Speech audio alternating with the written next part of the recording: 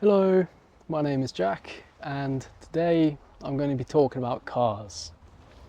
Cars as a topic is quite general, but I think, especially today, there's a lot of different changes happening around this kind of topic, so I'm going to talk about those to to a given extent. And yeah, we're just going to see sort of what the topic has to offer. So, cars in general, I mean, obviously you drive them. In the UK, you have to be 17 to get a driving license. You first apply for a provisional driving license, and then you take lessons for a given amount of time, and then you take a test. There's two elements to the test. The first element is a theory element. You have a number of questions that you're asked about different kinds of situations, different road signs, and it's just to show that you understand the rules of the road. The next element is the practical element. Obviously, can you actually use the car and can you drive? So you take lessons, and at the end of that, you go around with an examiner, and then he will ask you to do a number of different maneuvers and a different number of things, and you just have to be able to do them without crashing or without having any major faults in what you were doing. And then, yeah, once you've passed your driving test, you're allowed to drive. You get your driving license, and then you have to get a car. Most people, especially in the UK, for their first cars, they get a small car that doesn't use a lot of petrol.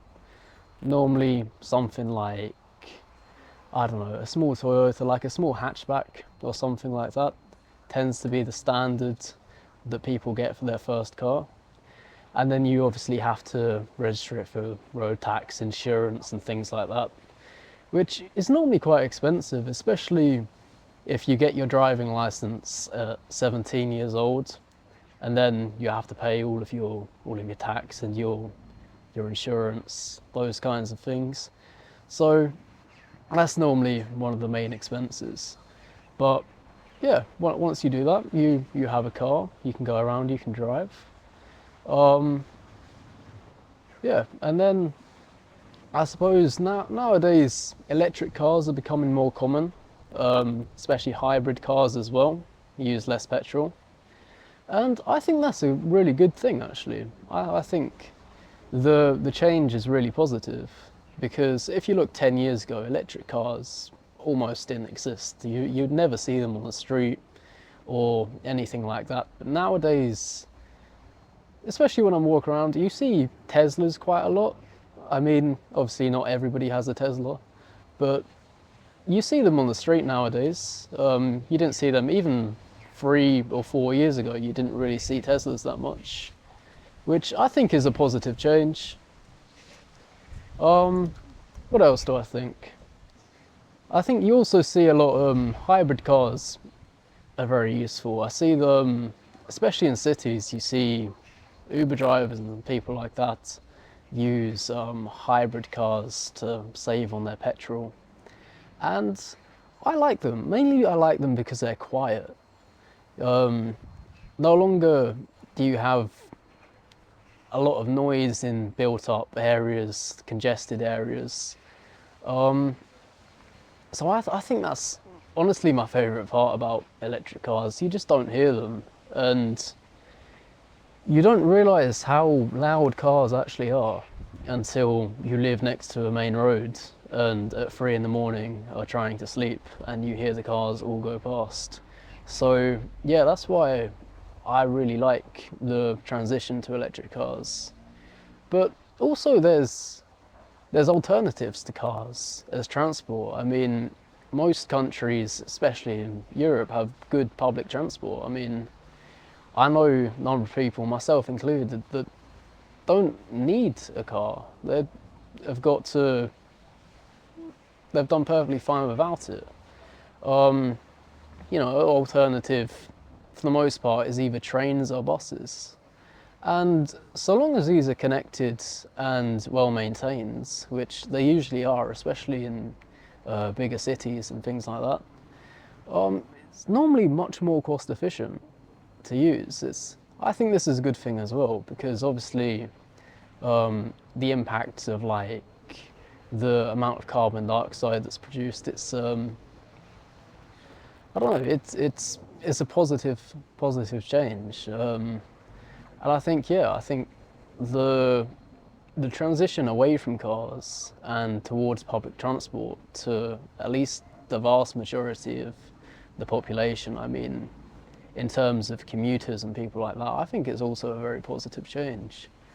Um, yeah, I'd say it is a very positive change, and I think most people, especially people I know who go to work in London, they don't drive to London. You'd you'd die if you did that every day. You go on the train, and yeah, it's easier and cheaper for most people.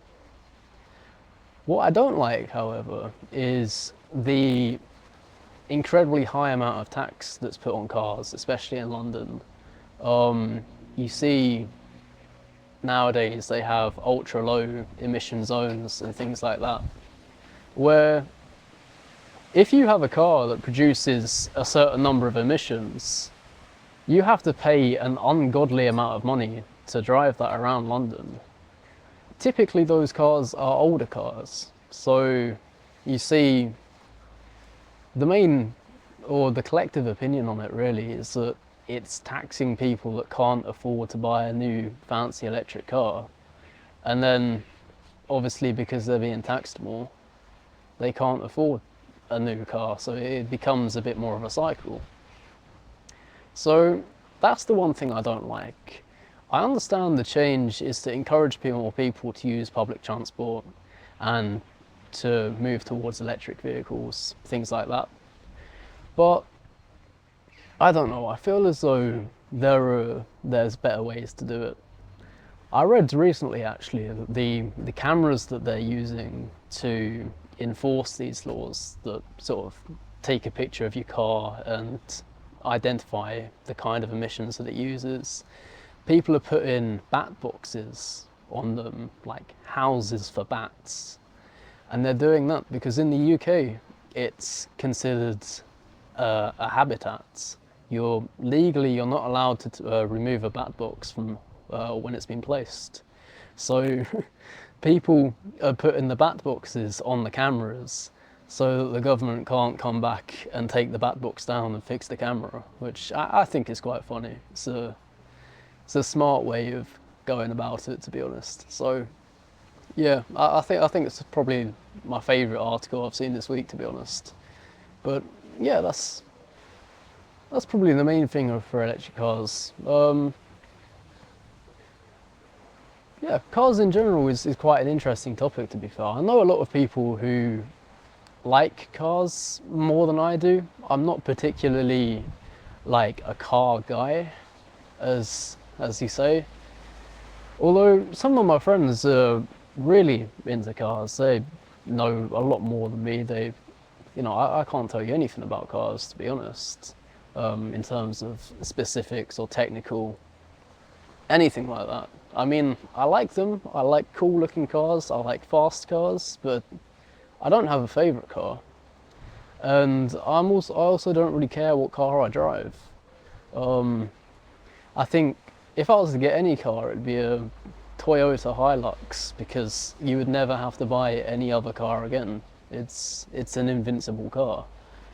But yeah, I think the opinion on cars collectively, like, I don't know, there's a broad dynamic to it.